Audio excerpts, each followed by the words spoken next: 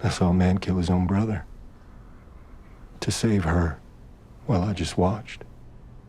And today I thought that dog was going to tear her apart because it smelled something on her. And all I did was stand there. I couldn't move. I couldn't think of anything to say. I was so afraid.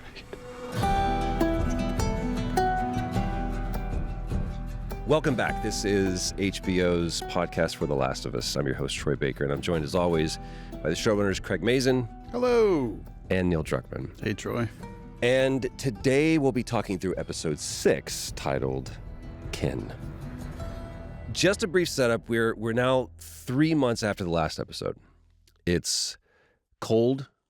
The landscape is different. We've left behind the crumbling buildings of the city, and we've traded them now for the stark desolation of the wilderness.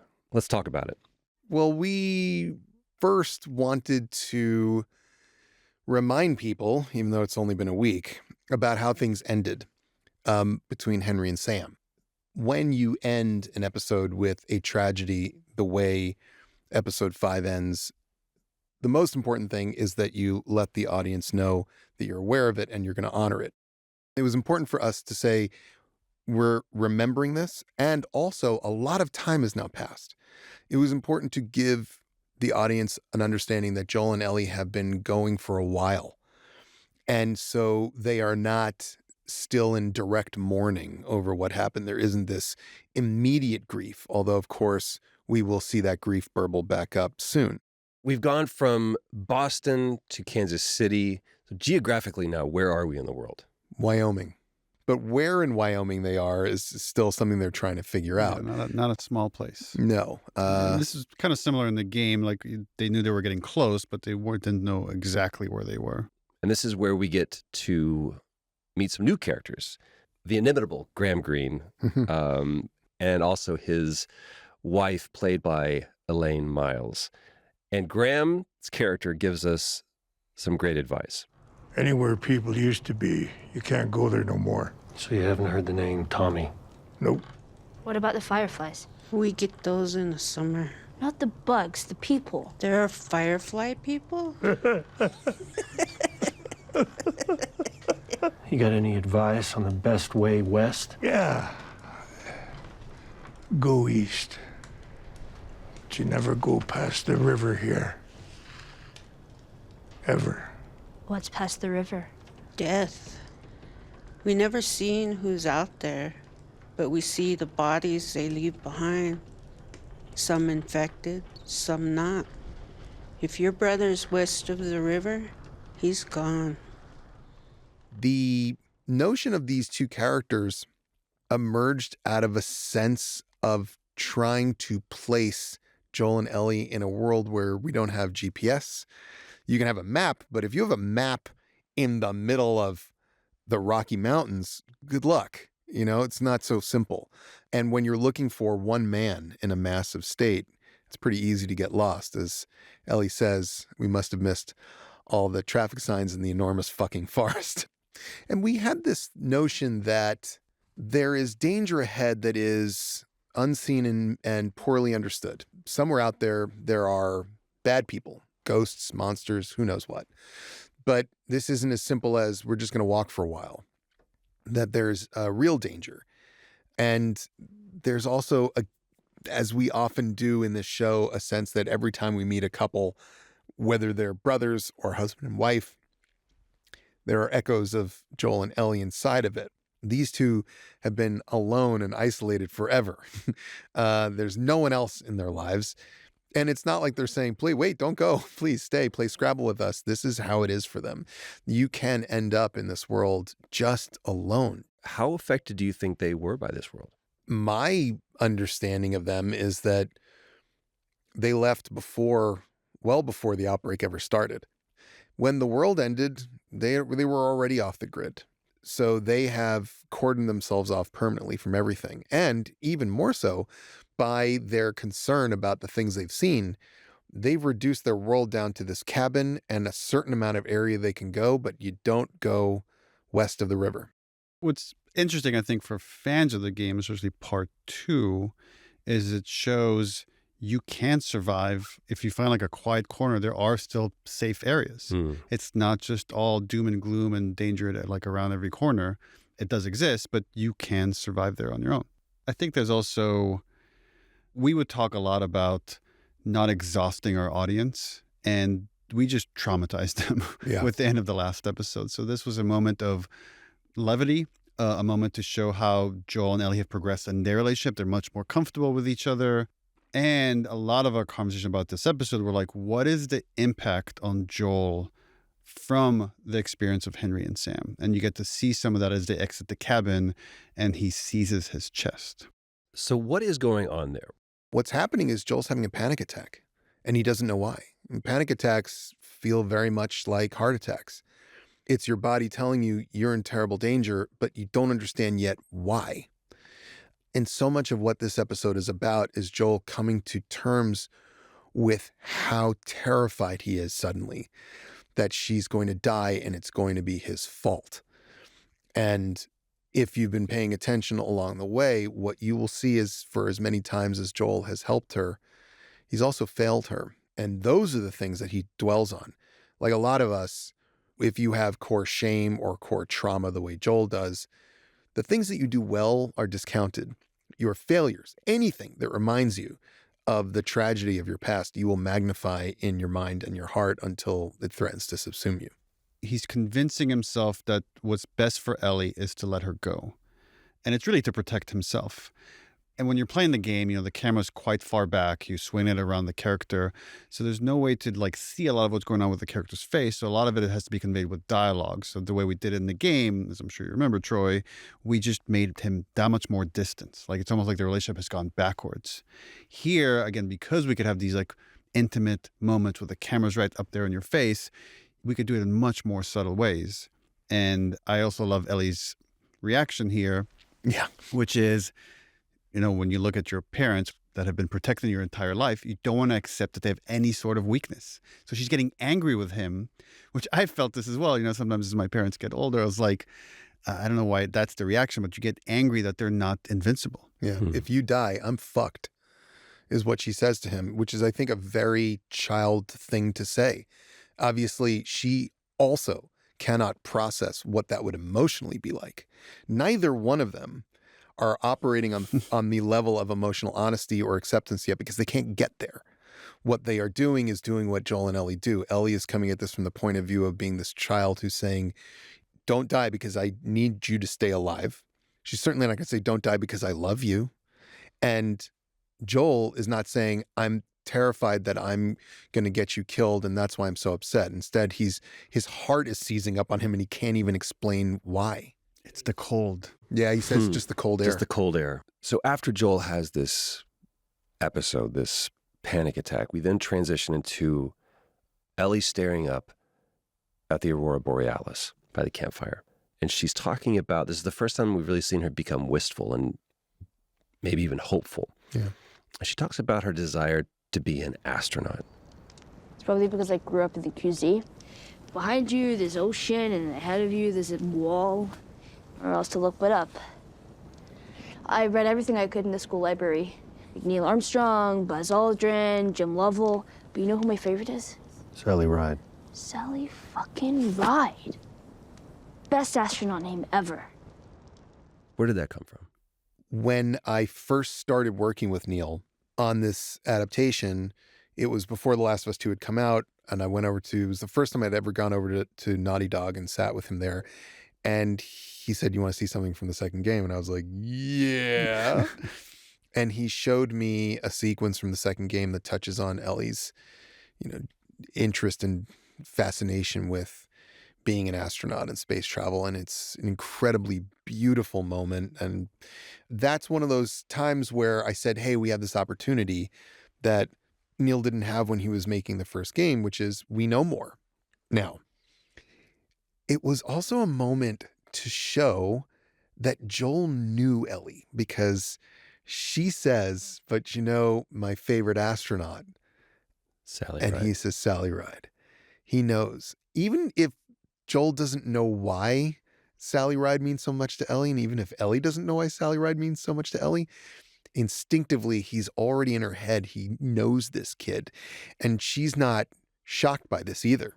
She's not like, whoa, how'd you figure that out? She's like, that's Sally right. fucking Ride. Sally fucking Ride. Best astronaut name ever. To go even further back and talk about the origins of why Ellie likes space so much, you know, these things are massive collaborations and everybody puts a part of them into this thing.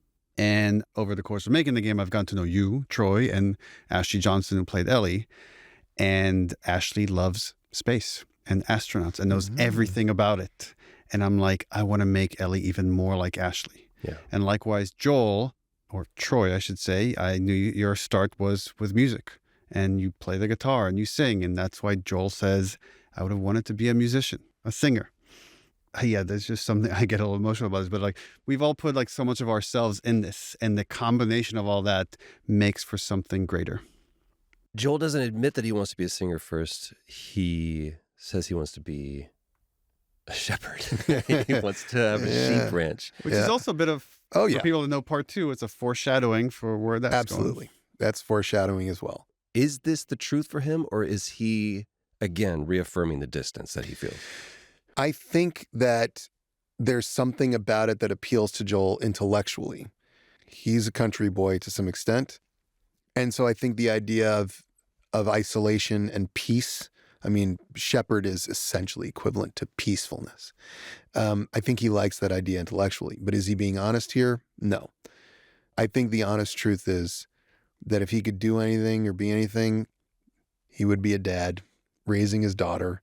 Yeah. Whether it's Sarah or he can't quite get there yet to say it's Ellie, but that's what he was put on the earth to do. That's why he's been wandering around a little bit like a zombie himself for 20 years.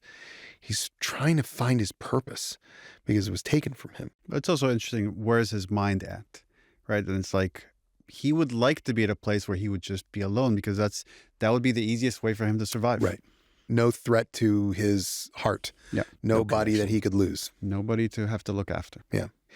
What's interesting is that even as we show these moments of peace and happiness, we keep seeding these other little underlying threads of failure. So, for instance, Joel says, you know what, I'm going to take both watches tonight. You go ahead and sleep, dream of sheep ranches on the moon. And then he falls asleep. He fails.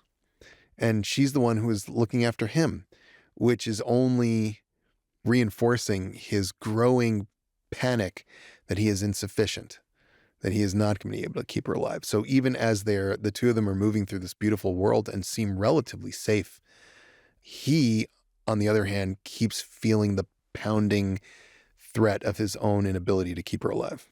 What's interesting there as well is like Ellie is slowly becoming not necessarily Joel, but her idea of Joel. Right. Which again, she believes is this invincible man that can never get hurt. We move into another one of those moments of threat and failure as we're surrounded by this group who has a dog. Last chance for a bullet. But if you're infected, he will smell it and he will rip you up. And we know that Ellie shows up as infected if you scan her. That goes all the way back to the first episode. So now the two of them, they can't say it out loud, but they are both incredibly aware that she's in a lot of trouble. If the dog smells the infection on her, which it probably will, it's going to kill her. They've dropped their guns. They are surrounded. Joel has no idea what to do. And he chokes. It is only because whatever's going on in Ellie isn't the kind of thing that a dog would smell, but maybe just a scanner would pick up, that she's saved. The truth is, there is nothing Joel can do there. What is he supposed to do? Right. But that's rational thought. If you're a parent, you do something, you basically, you go down with the ship. And he doesn't. He freezes. And if you suffer the trauma that Joel suffered, and you are put right back in that situation, the fact that your brain and body shut down should not be a surprise at all. Joel says, I'm looking for my brother. And they say, what's your name? He says, Joel. And we smash cut to now we are just outside the gates of Jackson. Yeah. So we find out that Maria, who is one of the leaders of this settlement in Jackson. She has a relationship with Tommy, which we find out is husband and wife. And that means she knows exactly who Joel is. Tommy's told her. But there's a massive difference here from the game that we should talk about. Absolutely. Which We're in Jackson. Yeah. In the game, all the interaction with Tommy, interaction with Maria, everything happens in the dam. They're there fixing the dam for Jackson. In Last of Us Part 1, we never go into Jackson, and that was mostly a time and budget issue. That we actually had all this concept art for like going inside, and we just didn't have the resources to pull it off. So when we started talking about the sequence, we're like, oh, we could just see the dam, but it's actually be way more interesting to go into Jackson itself and see what's at stake. Here's where you could settle down and actually live a semi-normal life. One of the other differences is the version that's in the game is when there's this opening of the gates and Tommy comes out and there's this moment of hesitation between the two of them, and then Tommy embraces him. Here we see a completely different version. As soon as he spots him on the horse, he jumps off and he yells with this brotherly desperation. Yes. Tommy! They're drawn to each other powerfully, but give them enough time. Right. And then the resentment returns. They'll go right back to it. It doesn't even take a day. Because even Joel laughs about it. He's like, what are you doing? He was like, I'm here to save you. I mean, it's how hysterical. funny is that? It's Right. like, I can't believe this. And then what happens off camera, he goes, what happened to you? He goes, what happened to you? Right. When they sit down to eat, after they get a tour of the place, Yeah. there's some really nice stuff that's happening there. Ellie's just like has a sailor mouth, and Joel being like a good old Texan is like apologizing for her manners. What? What's wrong with you? What about her manners? She was just curious. Kids around here don't usually look or talk like you. Right. Well, maybe I'll teach them. And I want my gun back. They also aren't armed. You know what? I think maybe y'all got a little off on the wrong foot. She's gonna have her guys kill us. We got to be real careful about who we let in this place. But then, when he starts getting this pushback from Maria, all of a sudden, he gets very protective of his tribe, his family. He's like, and he's trying to push her out. And then realizing, no, this is someone Tommy has led into the circle without his permission. So he has just a weird kind of reaction to it. And then there's like a nice kind of, what'd you call it, an Easter egg? I don't know if I would call it an Easter egg. It's a little, it's ambiguous. Somebody's staring at Ellie. Yeah. Which is I wonder who that could be, theoretically or not. We'll find out maybe one day. I completely missed that. Yeah. What are you looking at? Yeah. Because in part 2, there is a story about the first time Dina met Ellie that is very similar to what happens here. That doesn't mean that that's Dina, but it doesn't mean it's not. How interesting. Because the question that I was going to ask is, why is Ellie being so confrontational here? Well, Ellie's tribe is Joel. And Ellie has been taking a little bit of the lead ever since they've gotten to Wyoming. And what she knows is they were captured by these people. Mm-hmm. Guns were pointed at them. They were threatened with dogs. And supposedly they're killing people because Marlon and Florence told them. So she's not happy. I think Ellie can smell what's happening here, which is there's something going on with Maria where she doesn't like Joel. Yes. Ellie can sense that. Yes, she knows. When Maria says, bad reputation doesn't mean you're bad, or Tommy says that and Maria says not always, at least. That's when Joel realizes, but Ellie got it the first bounce. We should say this episode was directed by Jasmila Žbanić, who is a brilliant Bosnian filmmaker. She made this wonderful movie called Quo Vadis Aida. And Jasmila grew up in Sarajevo in the middle of the war. Wow. And when we were talking to her about directing an episode, I said, look, we have these 2 episodes that take place in war-torn Kansas City. It's a city that has been divided. It has essentially erupted into a civil war. Who would know how to better do this than you? And she said, I have no interest in that. She said, I want to do this episode because what she was interested in was showing a society that actually functioned. So the tour that happens as Maria takes Joel and Ellie around and shows them this place, and Ellie says, this place really actually fucking works. That is what Jasmila really grabbed onto, is the idea that you can still have a functioning society. And Maria is the key. One of the things that Tommy says to Joel when they're having this argument in the bar is, I know that you and I killed people.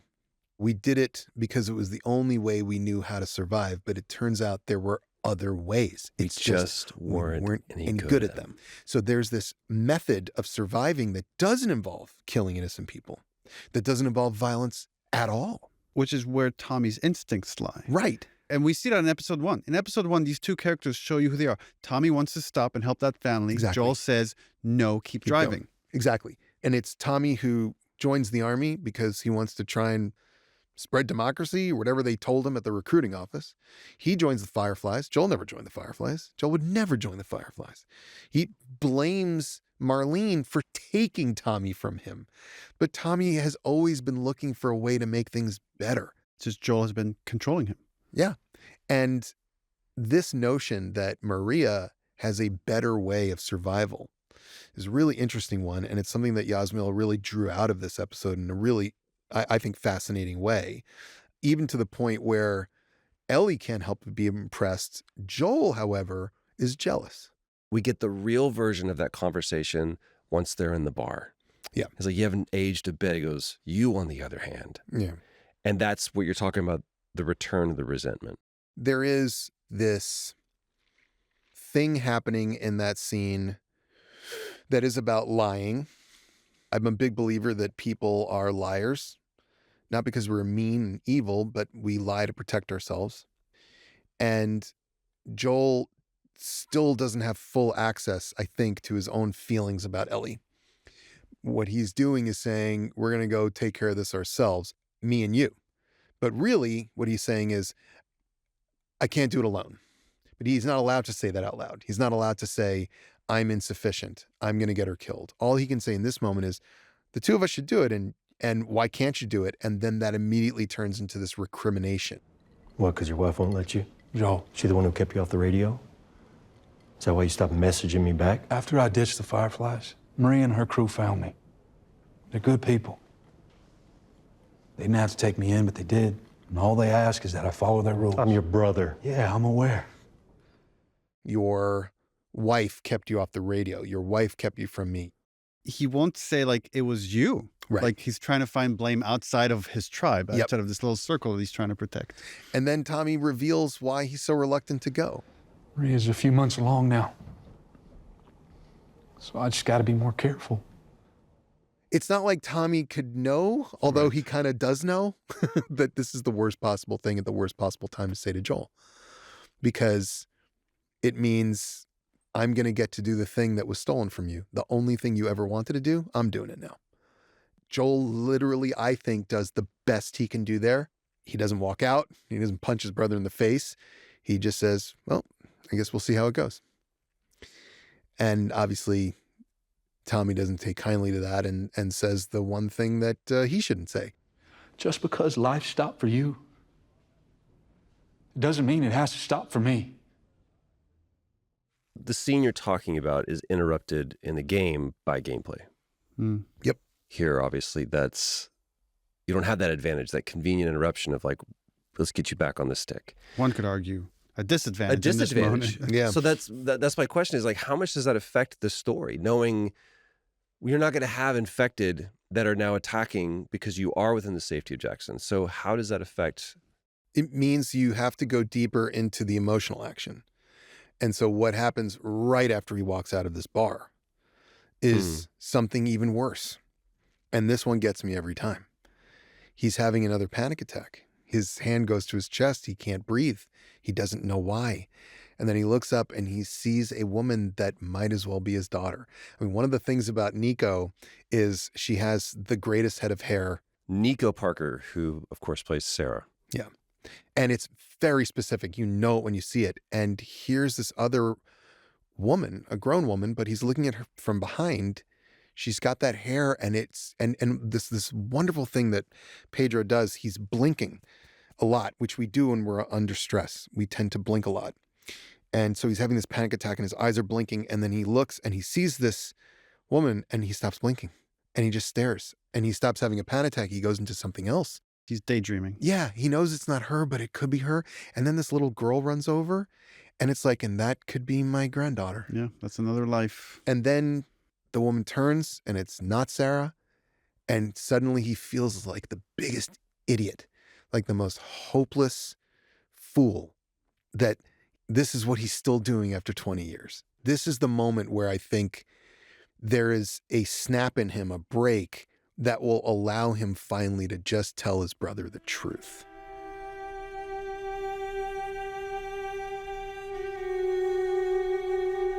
There is a particular cue from the score by our composer Gustavo Santaolalla called All Gone that's repeated quite often throughout both the game and the series. And whenever it comes on, I think about loss. And it all starts with Sarah. I think beautiful scores and scores that are used well, it's a way into the subconscious. So it's a way to trigger certain memories or feelings without being explicit about it. So that's where, like in the game and similar in the show, we use that theme again to hark back to that moment when he lost his daughter. And it's a way to tap into that. Yeah, and Nico did such a good job. I would tell Nico, you are the point upon which this whole thing is built. It's you and your death. That when Joel is looking at this woman and we hear that theme, we feel it. We feel the loss. I feel it every time. I understand Joel in this moment. I'm not watching somebody feel something. I'm feeling something with them because I get it. Speaking to their history, that there's a totem of the honoring of that on the mantle when Ellie walks into the house. And we see this chalkboard with distressed chalk. So it's been there for a while that has 2 names and 2 dates. We see Kevin and Sarah. And I noticed something, and not to nitpick, but I was just curious. The date that Sarah died is the 27th. Historically, we know Outbreak Day was the 26th. I'm curious. After midnight. It's after midnight. Yep. This was a fun scene in that you don't get to see it in the game. Yeah. Right. In the game, it's like Ellie and Joel part ways, so Joel can have a conversation with Tommy. Ellie goes with Maria so she can feed her and take care of her. And then you just see the aftermath of that conversation where like somehow Ellie learned about Joel's daughter. Yeah. And here we got to brainstorm and flesh that out. And I think where we ended up was really cool. There was something that we wanted to take advantage of, which was the idea that for a moment here, we could see Ellie with a maternal figure again. We had seen it briefly with Tess, and now we're with Maria. First of all, Maria supplies her with new clothing. She supplies her with the Diva Cup, because half of our planet is women. These shows never talk about menstruation, which is a huge thing you're going to have to deal with in the apocalypse. This is the second time we've come around on it. Joel has no interest in helping out on that front, but here Maria has been thinking about it already. And it is connected also to sisterhood and womanhood. And Maria is giving her a haircut. Look, I'm not going to ask you what you're doing with him. Good. But there are clearly things you don't know about Joel. Oh, like how he used to kill people? I know about that. So then you understand my concern. He doesn't do that anymore. He stopped killing people? Innocent ones. And Tommy did it too. Are you worried about him? Tommy was following Joel, the way you are now. Well, maybe I'm smarter than Tommy. No offense. You are definitely smart. Would have made a hell of a lawyer. There's a whole lot you're not telling me. Good. Herein lies the point. Be careful who you put your faith in. The only people who can betray us are the ones we trust. She's not challenging Ellie because Ellie has a sailor's mouth or Ellie's angry. She's worried about Ellie. Yeah. She has nothing invested in Ellie at all. She just met her. But she's worried about Joel and the way he is, and that makes her worry about Ellie. And the nice thing about these two characters is they're both extremely smart. Like now Ellie is like being challenged by someone that's as smart as she is. Yeah. And who sees it. And I think Maria is impressed because Joel's intelligence isn't necessarily expressed verbally, but Ellie's is. And so is Maria's. And so this is a little bit, I remember saying to Rutina Wesley, who plays Maria and Bella, this is a fight. This is a fist fight. Yeah. We're just not punching each other. And we're going to shake hands at the end of it. But that's what's happening here. It's a fight. Like earlier we were talking about like, is there a temptation to have more action? this is our action Yeah, sequence this is right it. here. Like This these is the two emotional characters, action they're like, sequence. and we're going to have more like later on. But to me, this is as captivating as the cul-de-sac beat in the previous Yeah. episode. But we also get to see how loyal Ellie is, because what does she do? She defends Joel Right. all the way to the end, including insulting Maria and her husband, all to justify who Joel is, because this is her dad. But there has to be, I think, a little bit of a note, a little thread Yeah. inside Ellie that's shaken when Maria says, "Be careful in whom you put your trust. People who trust are the only ones who can betray us." Inside, it's hard for Ellie to deny the absolute truth of that. And there is something weird in the air here in Jackson. And it happens right away when they enter Jackson and Ellie watches Joel run over to his brother. You can see a jealousy in her or a fear. Wait, He's mine. yeah, that one is mine. And it's, again, Ellie's smarter than she realizes. She has probably already sensed something since the Henry and Yes. Sam moment. Something is off. Then we see Maria bring Ellie to go see a movie with the rest of the town. And the movie is a 1977 classic, Goodbye, girl. Goodbye Girl with Richard Dreyfuss. Deep cut. I've never seen it. Really? Tell me why you chose this movie and why I should see it.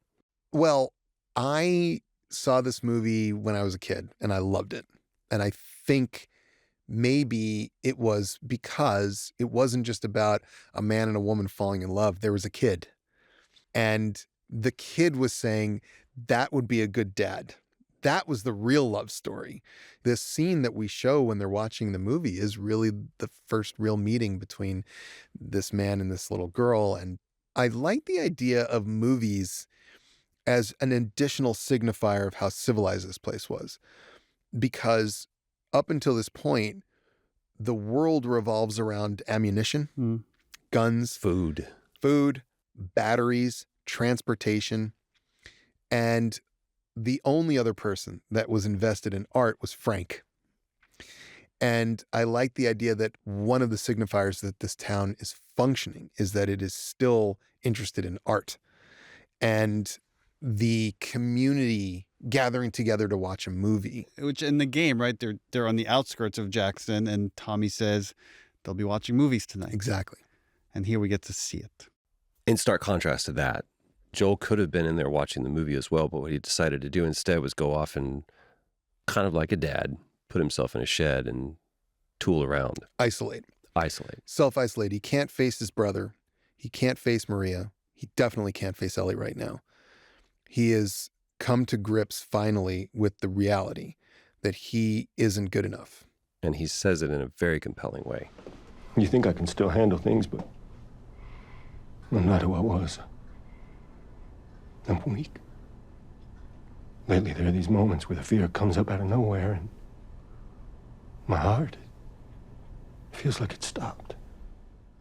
And he says, "I'm failing in my sleep," and that was obviously a hard monologue to write. But the line when he says, "I have dreams," what dreams? I don't know. All I know is that when I wake up, I know I've lost something. That was from Pedro directly.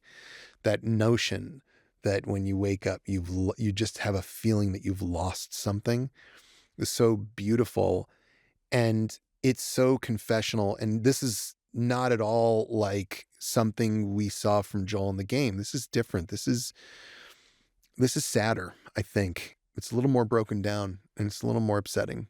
Yeah, in the game, Tommy comes to the realization when he sees how much Joel cares for Ellie after an action sequence. Yeah. Here, it's like Joel has to plead. Joel has to like show it's the most vulnerable we've seen him yet. Yep. This is a difference of the stoic, play it close to the vest Joel that we've seen. What excited you? What scared you about showing this version of Joel? There was no fear. We had talked about it quite a bit beforehand. So I was excited to see the execution of it more than anything, because I knew it would give us more insight into who this character is and what drives him and what scares him. I think I'm mostly concerned with not boring people. Yeah. So if you can interest people in a quiet discussion between two humans, then that sometimes is as impactful, if not more so, than a big action sequence.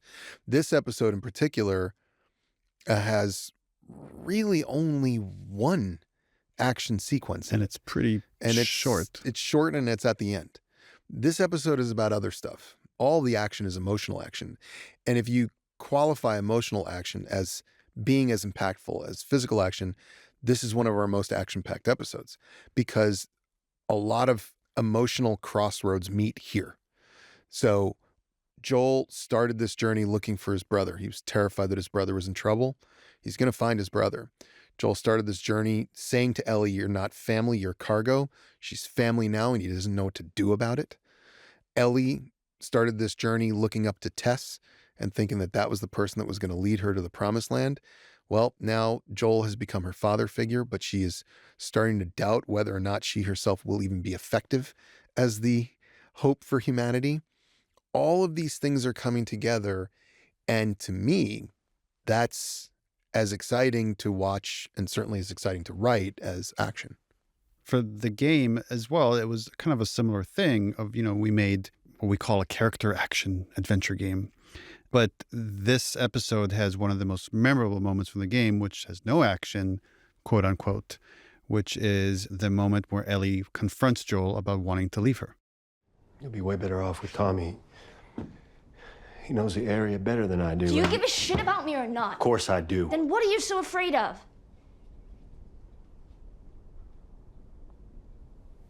I'm not her, Maria told me about Sarah and... No.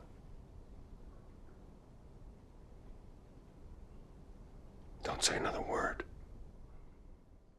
Let's talk about that scene. This is one of those moments that I have sense memory of, playing the game and just being shocked. This is a spot where, even in an episode where we are in Jackson, which wasn't in the game, and Joel has said a lot of very different things to Tommy that weren't in the game. This is one of those moments where I said, I want to, with rare exception, we're doing the scene because the scene is great. I want the wallpaper to be the same. I want her sitting where she was sitting. I want her reading the diary, and I want to feel all of it. I think with two exceptions, one at the end where he says, come dawn, and then one that I'm sure you want to ask about, which is Mighty Thin Ice. It's the same scene. And for people who are fans of the game, there is what would be considered an iconic line that I'd love to know the story of, because it was a carefully preserved thing. People who know are going to be like, why isn't that line in there? I can answer that because this Joel's a little bit different. His dialect is a little bit different. If that line stayed in there, I think it would have stood out in a way that would have taken away from this version of the scene. Well, when we originally did it, I don't know if you know this or not, but it wasn't Mighty Thin Ice. It was your treading on thin ice. Well, the other thing, I guess, that, again, to give credit, is the scene wasn't written with that shove.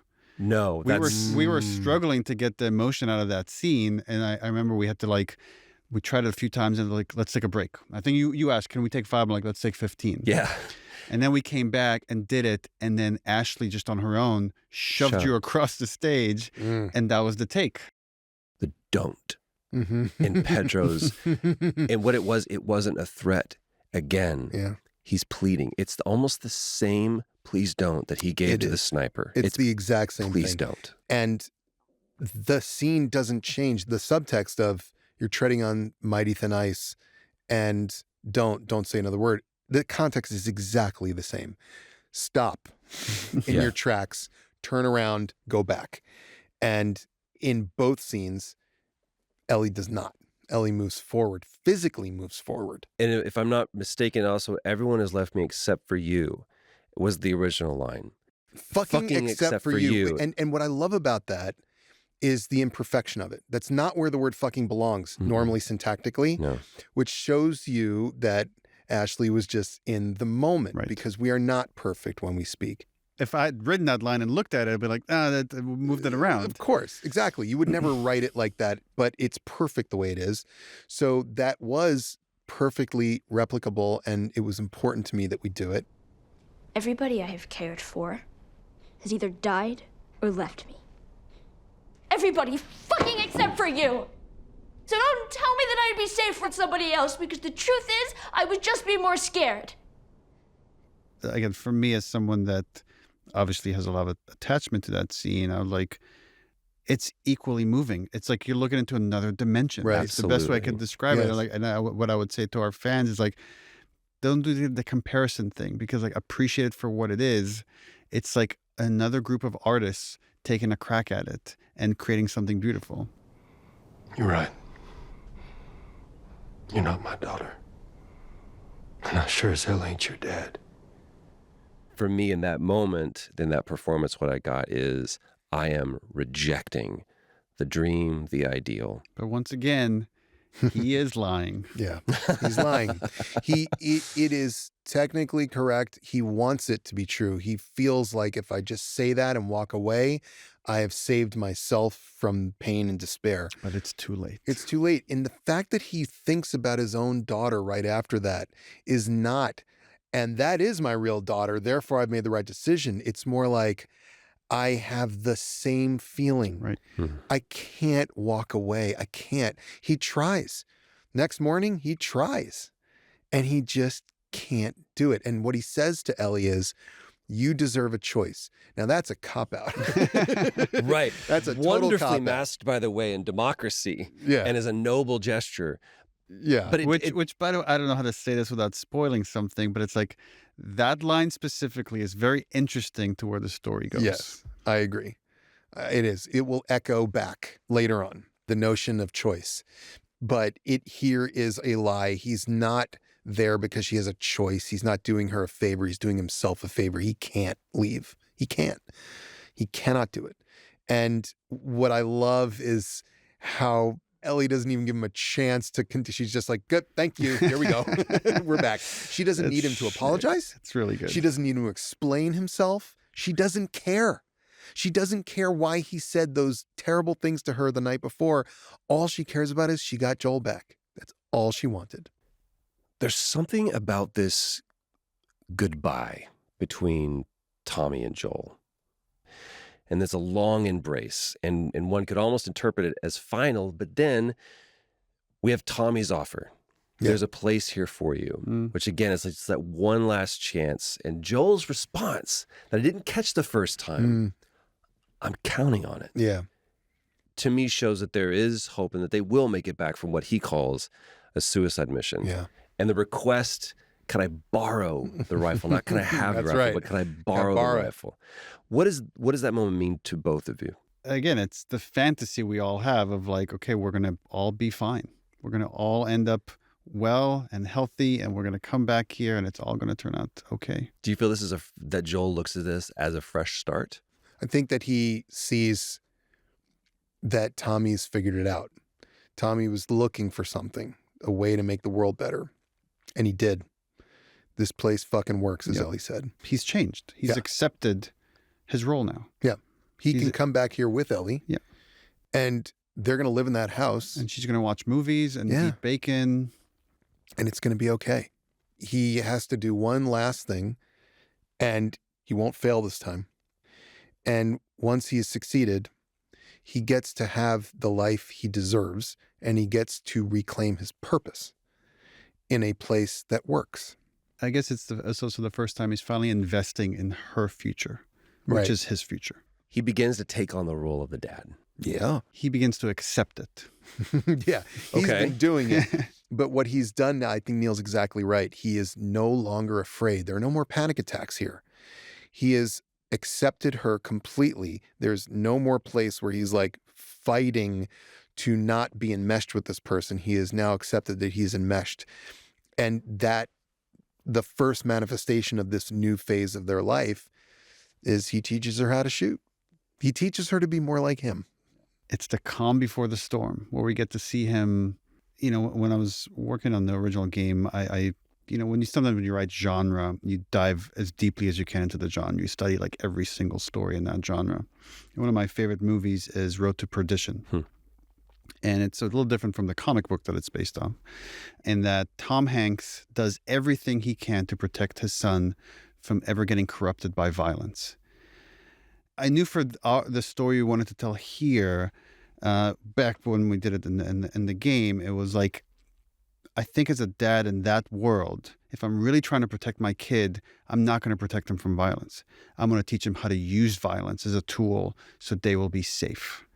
You know, Joel's been trying to protect her from that, of like never giving her a gun, then slowly trusting her, but only for emergencies. And now he's slowly teaching her to become more and more of a violent person like him. And I love this dad thing that I remember feeling with my dad, which is dads are magic. They can do magic things. Like they can shoot that gun perfectly. When my oldest was younger, sometimes she would stay up too late. And I didn't know necessarily, the doors closed. I didn't know necessarily that she was staying up too late. But, you know, what I would do is around 10:30 or 11, I'd wander over and then I'd just open the door slightly. And if I caught her, like playing on the iPad or whatever, I would say, I don't know why you think you can get away with this. You can't. I'm dad. I will always know. But how? And I had her so convinced that it was just dad magic, when in fact all I was doing was just checking a lot. That's all I was doing. Right. But that was the trick. And when we're kids, we look up to our fathers because they can do these things.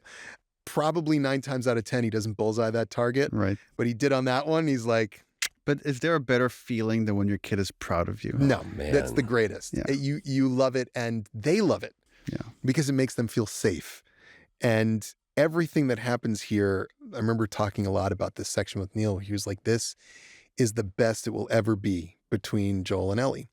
He's teaching her about football. He's teaching her about the way the world used to be. He was a contractor, which is one of my favorite things ever. So everybody loved contractors. He gets to completely revise history. And she puts her head on his shoulder. Yeah.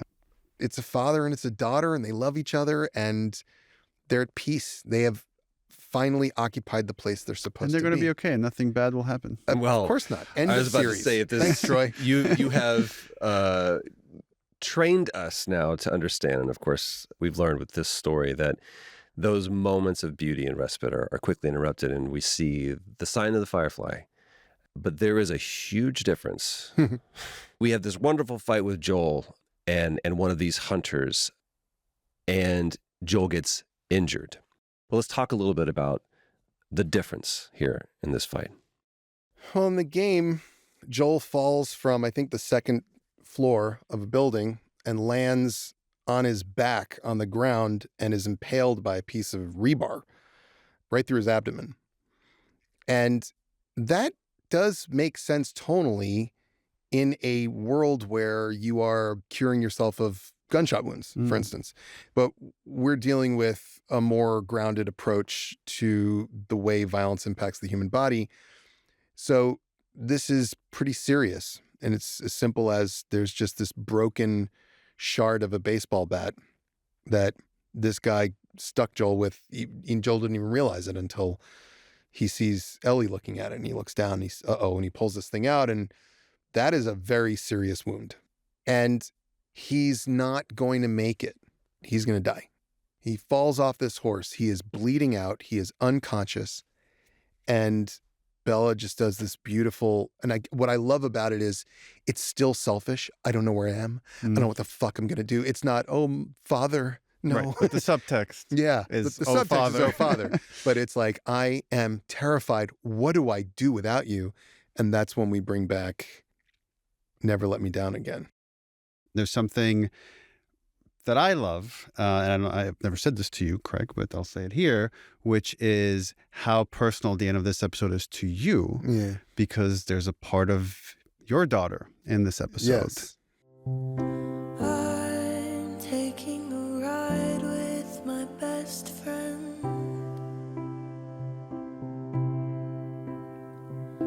I hope he never lets me down again.